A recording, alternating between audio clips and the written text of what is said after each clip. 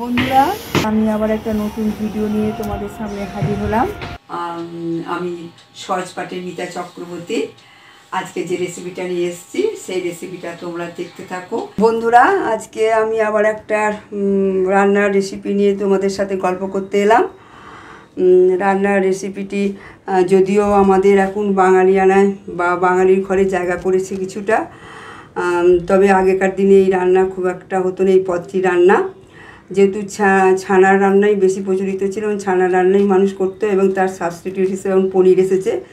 পনির বাঙালি ঘরে একটু জায়গা করেছে, সেরকমই একটা রান্না করছি পনির এবং কাঁচা আম দিয়ে।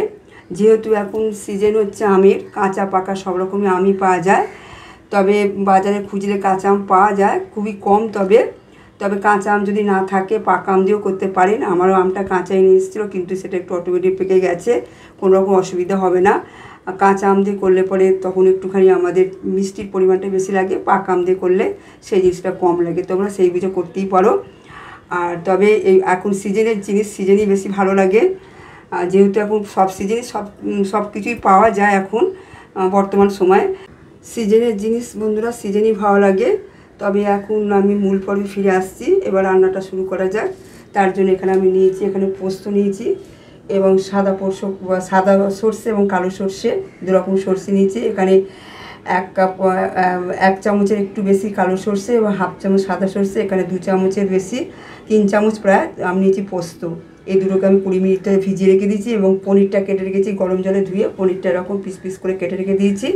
এবার রান্নাটা কীভাবে কী করবো আপনারা দেখতে থাকুন। বন্ধুরা, এটা আমি ভালো করে ভিজিয়ে রেখেছি 20 মিনিটের উপর বললাম। এবার এটাকে আমি পেস্ট করতে দেবো। এবার ঝালটা আপনাদের সুবিধা মতন নেবেন। আমি খুব বেশি ঝাল খাই না, কিন্তু দুখানা লঙ্কা নেবো, আপনারা মনে করলে 4-5টা নিতেই পারেন। বন্ধুরা, দেখতেই পাচ্ছেন মশলাটা আমার পেস্ট হয়ে গেছে। এই পর্যায়ের সাথে আমি একটুখানি লবণ দিলাম, তেল 1 চামচের মতন। বন্ধুরা, এখানে আমি মিষ্টিটা দিচ্ছি মিছরি, তবে মিষ্টিটা খুব বেশি দেবো না, যেহেতু আমটা আমার পাকাই হয়ে গেছে, মিষ্টি আছে, আপনারা সেই বুঝিয়ে দেবেন। আর তেল তো দিয়ে দিলাম। ভালো করে মশলাটা এই পর্যায়ে ভালো করে মিশিয়ে নিচ্ছি।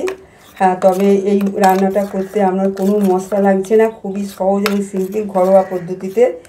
ঘরে সমস্ত কিছু আছে, এখন সিজনাল আম সেও পাওয়া যাচ্ছে, এখন করা যেতেই পারে, আপনারা এইভাবে একটা বানাতেই পারেন। আর এটা আমি প্রথমবারই করছি, এটা নিজস্ব আইডিয়া থেকে। আশা করি ভিডিওটা ভালো লাগবে এবং খেতে দুর্দান্ত হবে, সুস্বাদু হবে। আর কোনো রকম ঝামেলা ছাড়াই ধরতে গেলে কোনো মশলা মরিচ নেই, পেঁয়াজ রসুন নেই, কিচ্ছু নেই। যারা নিরামিষ খেতে চান তারা নিরামিষ দিন এই পদটি রান্না করতেই পারেন।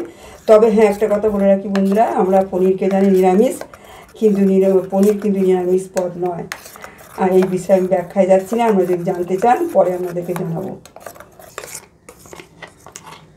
এবার এর সাথে আমি আমটা ভালো করে মিশিয়ে নিচ্ছি।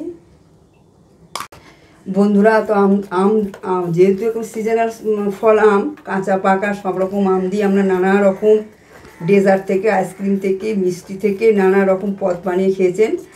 আর এই পদটি আজকে যে বলেন অবশ্যই একবার বাড়িতে ট্রাই করবেন, সেই অনুরোধ রইল আমাদের কাছে। আর এই পদটি রান্না করা একদমই সহজ উপাদেয়। এখন বাঙালি এই পদটি এখন বেশ একটু জায়গা করে নিয়েছে প্রথম পাতে, তবুও এই পদটি পেলে মানুষ এখন আর অতটা করে না, এখন মানুষ খেতে ভালোই বাসে। সেহেতু এই পদটি গরম পড়েছে প্রচণ্ড, কাঁচা কিংবা পাকা আম দিয়ে এই পদটি খেলে প্রথম পাতে খেতে ভালোই লাগবে এবং শেষ পাতেও ভালো লাগবে, রুটি পরোটা সব দিয়েই কিন্তু যাবে। এইটা আমি একটা বড় হিমসাগর আম নিয়েছি, বড় হিমসাগরের 2টো সাইড নিয়েছি, যে আঁটিটা সেটা আমি বাদ দিয়েছি, তাতেই এতটা হয়েছে। তো সব মিশিয়ে এবার আমি যে পাত্রতে করবো সেই পাত্রটা ঢেলে দিলাম। পনিরগুলো দিয়ে দিলাম বন্ধুরা, এবং পনিরগুলো খুব আস্তে আস্তে নাড়িয়ে নিতে হবে, যেন পনিরগুলো যাতে ভেঙে না যায় সেদিকটা একটু খেয়াল রাখতে হবে। আর একটু উপর দিক দিয়ে দিয়ে দেবো ভালো করে, পনিরগুলো যে যাতে মশলাটা মিশে যায় সেইভাবে দিতে হবে। এবার উপর দিয়ে আমি একটু তেল ছড়িয়ে দিচ্ছি। রান্নাটা বেশি তেলও লাগে না, কিছুই না। আর মিষ্টিটা ঝালটা আমাদের, লবণটা আমাদের পরিমাণ মতো স্বাদ অনুযায়ী খাবেন। এই রান্নাটা সত্যি প্রথম পাতেও না খেলেও যদি শেষ পাতে খান মানুষ চেটে পুটে খাবে, আর প্রথম পাতেও খাওয়া যেতে পারে, মানে গরম ভাতেতে হেভি খেতে লাগবে। বন্ধুরা। এবং আমি উপর দিক দিয়ে একটু সর্ষের তেল আর দুটো কাঁচা লঙ্কা, দু টুকরো আম দিয়ে একটু সাজিয়ে দিয়েছি দেখতে ভালো লাগার জন্যে, আরও দেখতে ভালো লাগার জন্য।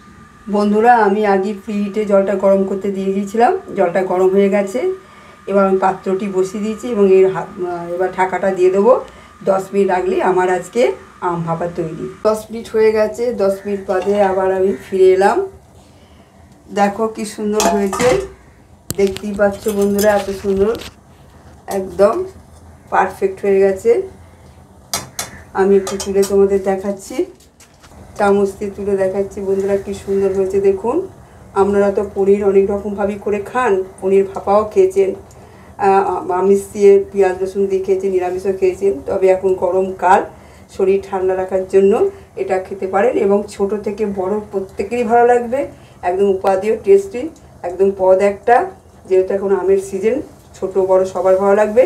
এবং আর একটা কথা বলে রাখি, আমি ছোটদের জন্য আমার অনেক কিছু রেসিপি আছে, কিন্তু সেইগুলো বেশিরভাগই আমার শর্টসে করা। আগেও বলেছি এডিট করার ব্যাপার আছে, আমার মেয়ে যেহেতু এডিট করে অনেক সময় হয়ে ওঠে না। এরকম অনেক নানা রকমের রান্না, যারা ছোটরা টিফিন জাতীয় অনেক কিছু পদ আমার তৈরি আছে এবং মিষ্টি ডেজার্টও তৈরি আছে, এবং রান্নার পদও অনেক আছে। আপনারা আমার চ্যানেলটাকে ভিজিট করে দেখতেই পারেন। দেখুন বন্ধুরা, কি সুন্দর হয়েছে, হেভি খেতে হবে। আশা করছি আপনারা একবার করবেন। দেখলেন তো যে রেসিপিটা কি সুন্দর, একটা ইউনিক রেসিপি তোমাদের সাথে ভাগ করে নিলাম। আশা করি ভিডিওটা তোমাদের ভালো লাগবে। আর এই রেসিপিটা তোমরা একবার করতে পারো, দেখতেও যেমন সুন্দর, খেতেও অসাধারণ, দারুণ স্বাদের রেসিপিটা তোমাদের সাথে আর একবার ভাগ করলাম। এই আলাপচারিতা আমি ছিলাম সহজপাঠে মিতা চক্রবর্তী। আজকের মতন এইটুকু, পরের কোনো এপিসোডে আবার দেখা হচ্ছে। আজকের মতন এইটুকুনি, আবার নেক্সট কোনো এপিসোডে তোমাদের সাথে আমার সাক্ষাৎ হচ্ছে। টাটা।